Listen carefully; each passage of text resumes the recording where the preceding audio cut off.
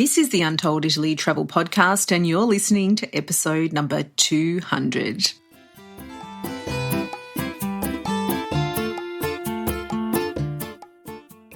Ciao a tutti and benvenuti to Untold Italy, the travel podcast where you go to the towns and villages, mountains and lakes, hills and coastlines of Bella Italia. Each week, your host, Katy Clarke, takes you on a journey in search of magical landscapes, history, culture, wine, gelato, and, of course, a whole lot of pasta. If you're dreaming of Italy and planning future adventures there, you've come to the right place.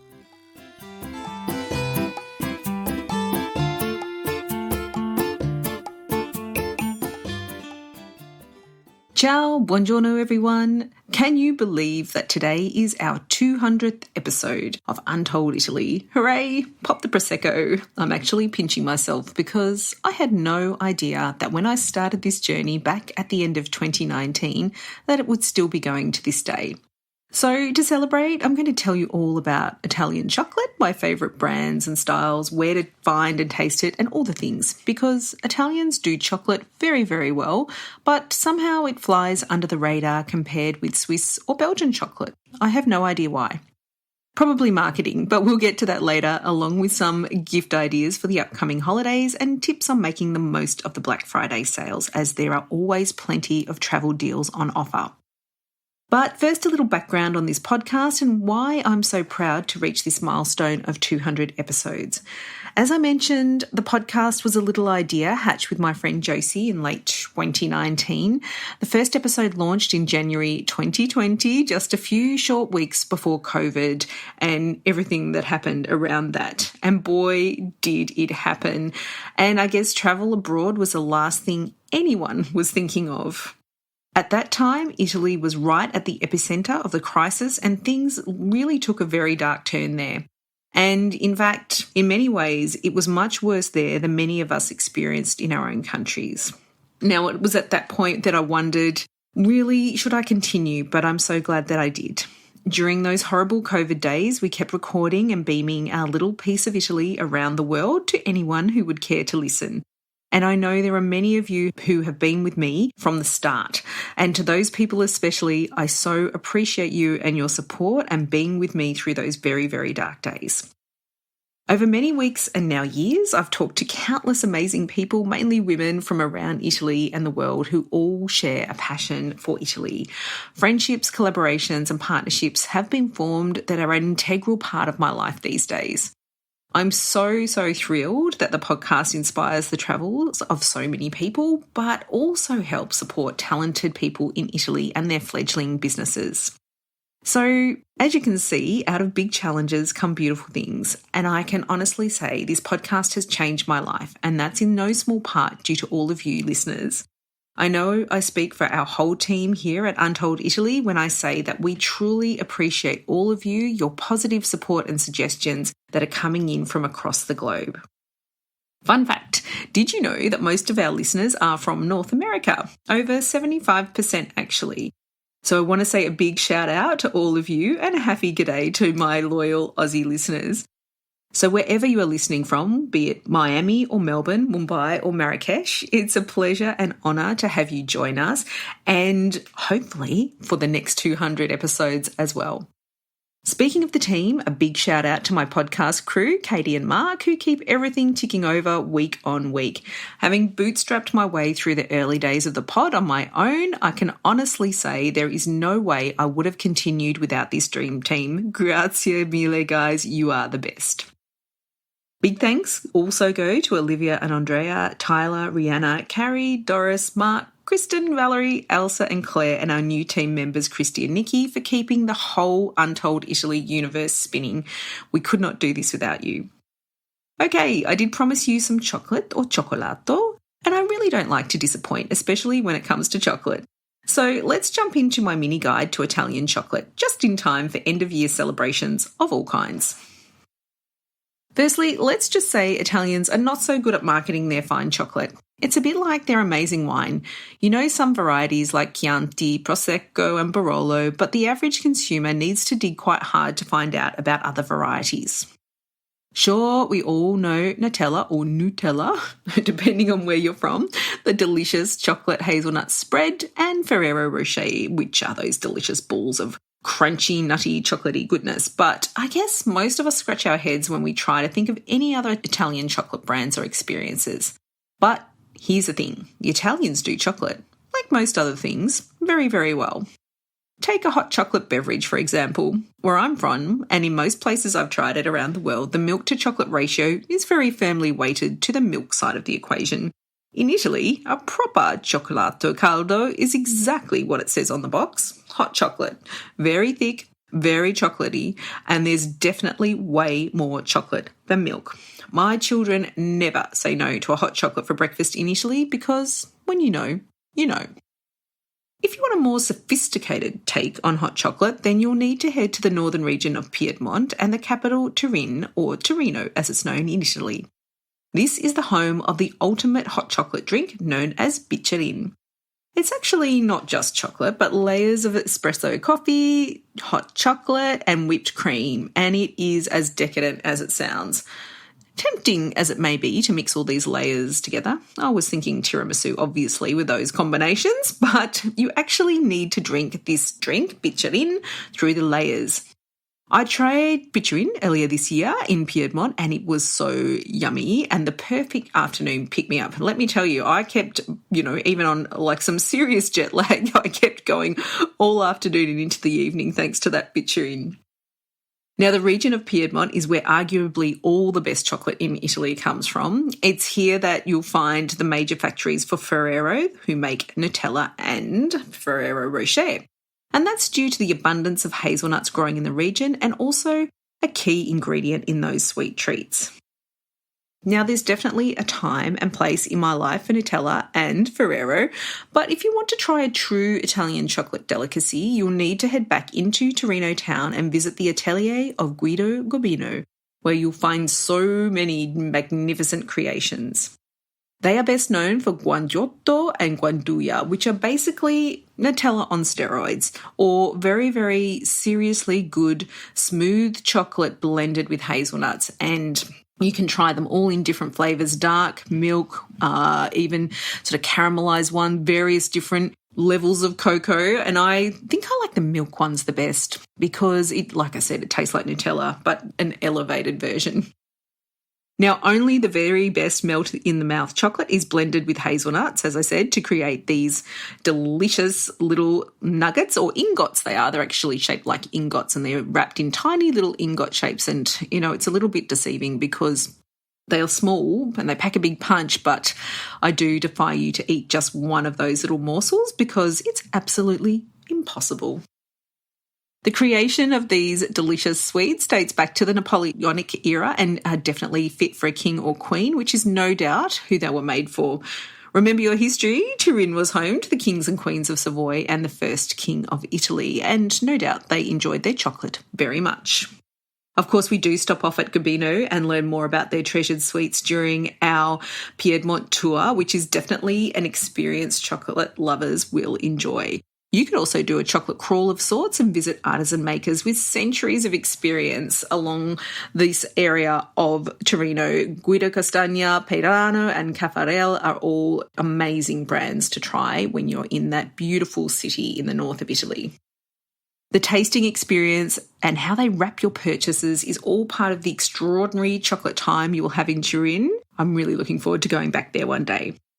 But don't worry if you can't wait to try these yummy chocolates when you're in Italy. If you're in the United States, you can also buy Gobino on Amazon. Not joking. We'll add the link to our show notes. You may have heard of this popular Italian brand that also began in Turin in the 19th century because you will find it in most cities in Italy, including the airport in Rome and in destinations around the world.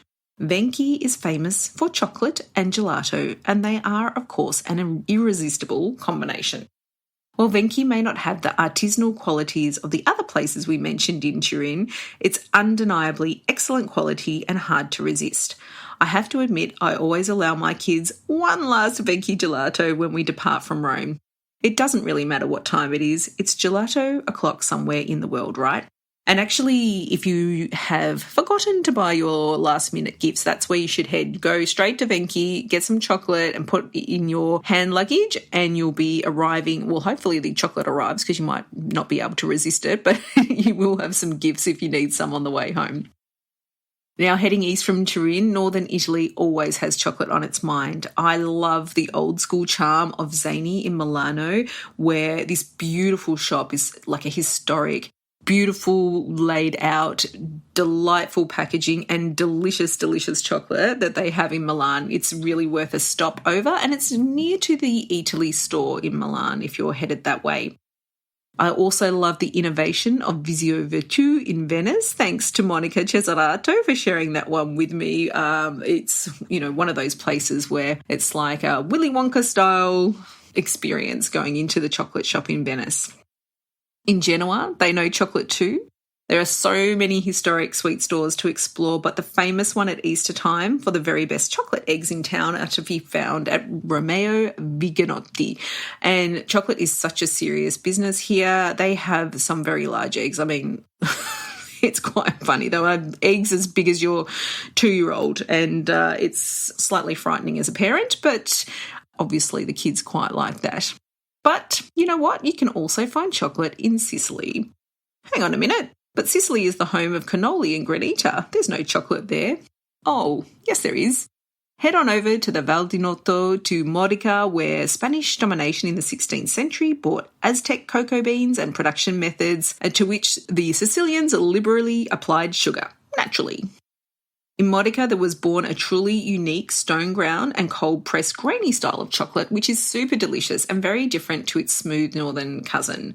Modica chocolate is often flavoured with cinnamon and vanilla and sometimes chili, and you know what, it's really got that Sicilian feel about it. And I think it really reflects the culture of Sicily and that sort of gritty but delicious and fun style of living that they have over there compared with the smooth sophistication of the gianduiotto in Torino. I just love those contrasts in Italy. It's so much fun. Now, for the final stop on our Italian chocolate journey, we're headed back to the mainland to our beloved Umbria, where you'll find Perugina, makers of the delightful baci chocolates. Meaning kisses, baci are a perfect hazelnut surrounded by cocoa and chopped hazelnuts covered in chocolate. If you haven't tried them, half the fun is opening up the silver wrapping with blue stars all over them. It's kind of like an iconic wrap. Another amazing thing about Italy is their branding is absolutely stunning, especially the older, more retro style. They've managed to elevate it and modernise it, and everything just looks gorgeous. Like you just want to soak up the whole experience. But you will be taking that beautiful silver wrapping off, and inside the chocolate is wrapped with a precious love note that comes with each chocolate. And it's like a little sweet saying in both Italian and English that you can read. And, I think everyone needs a little love note to themselves every now and again. Perugina has made many variations of the baci over the years, including collaborations with fashion house Dolce & Gabbana.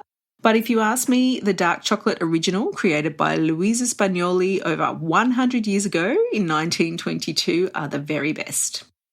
To this day, hundreds of millions of baci have been sold around the world, and if anyone's listening, this simple pleasure is right at the top of my Christmas wish list. Dedicated chocolate lovers might like to spend some time at Perugina's headquarters in Perugia, Umbria. Here you can visit the Perugina Museum and Factory and also take a variety of chocolate making classes. Perugia is a city that nurtures chocolate lovers, so you'll also find artisan chocolatiers like Augusta, Perugia, and the biggest draw card of all, Europe's largest week-long chocolate festival, Euro Chocolate, which is held every October in the city. I find it very interesting that they choose an Italian city to celebrate European chocolate and not a Swiss or Belgian one, don't you think? Just saying. Of course, I'm a bit biased, but listen, Italian chocolate is really, really delicious. So it can hold its own against those two countries, that's for sure. Rest assured that where we can, we add a little chocolate stop on all our small group tour experiences, apart from the personal indulgence.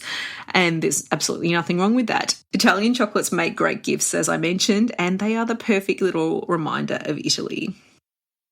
So, if you're looking for chocolate brands and places I mentioned, head straight on over to the show notes on our website at untolditaly.com/200 where they are all listed. Now, on this week's episode in the show notes, we've also added our up-to-date Italy gift guide and linked to our page sharing Black Friday deals relevant to those of you planning trips to Italy in 2024. Honestly, this is the best time of year to book in advance if you want to take advantage of a significant savings, as I know this is the only discount some of these brands will offer throughout the year.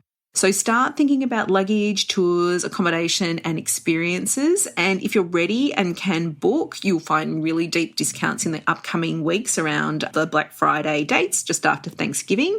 The really good thing about it is, especially with tours, is you'll have the flexibility to change your plans for those activities that you want to book well in advance. So if your plans change a little bit, it's okay.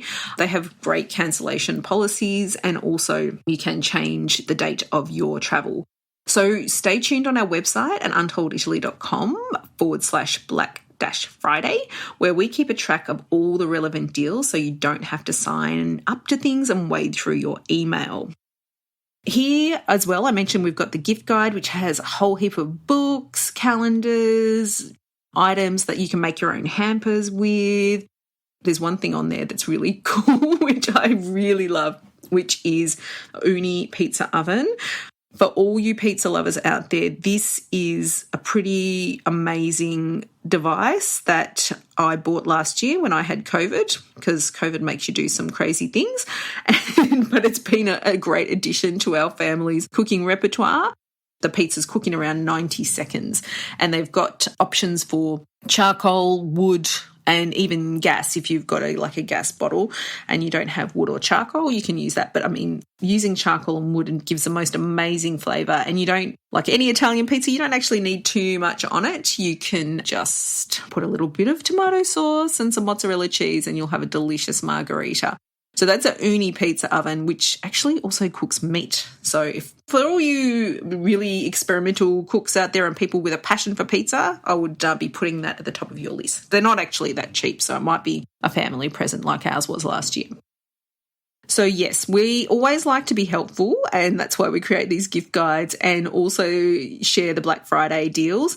So you will find that on our website, as well as the show notes for each and every episode that we create, and also hundreds of useful articles to help you plan your Italian trips, from accommodation guides to region information and things to do. We're building Untold Italy into a one-stop destination for your Italy travel plans. So that's all for today. We'd like to thank you all for your support of Untold Italy over these 200 episodes and your enthusiastic messages and reviews. It means the world to us that so many people from countries around the world tune in each and every week to listen to the show. If you do enjoy listening to Untold Italy, it would be so incredible if you took a few moments to write a quick review or give us a rating on your favourite podcast app. Grazie mille, thanks in advance. We appreciate you and we can't wait to make another 200 episodes. That's all for today. Next week we're headed back to beautiful Roma, the Eternal City, because it's been way too long. But until then, it's ciao for now. The Untold Italy podcast is an independent production. Podcast editing, audio production and website development by Mark Hatter, production assistance and content writing by the other Katy Clarke. Yes, there are two of us. For more information about Untold Italy, please visit untolditaly.com.